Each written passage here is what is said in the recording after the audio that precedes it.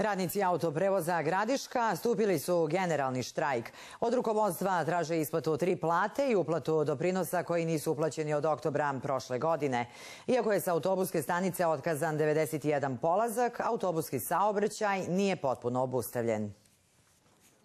Odluku o stupanju u štrajk radnici su donijeli nakon saznanja da će zbog nemogućnosti reprograma duga linije autoprevoza biti ustupljene drugim prevoznicima. Mi samo ako uspijemo da dobijemo svoje plate, doprinosa, firma kao firma, u velikim je gubicima. Stali smo zbog toga zato što nemamo 3 mjeseca plate. Direktor je svojom odlukom obustavio saobraćaj. Rukovodstvo preduzeća ne negira tešku financijsku situaciju zbog nepovoljnih kredita iz prošlosti. Uvjeravaju da će potraživanja radnicima biti namirena.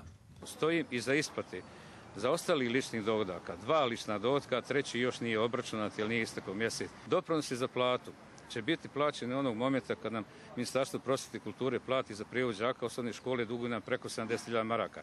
Autobusi autoprevoza danas su ostajali parkirani u autobazi, peroni stanice pusti, a putnici zbunjeni.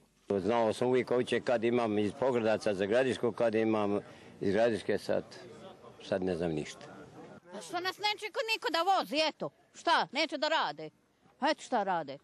I pored otkazanog 91 polazka autobusa autoprevoza, autobuski saobraćaj se odvija redom. Premostiju sa kooperantima liniju Podgradci, Banja Luka, Turjak i još par linija.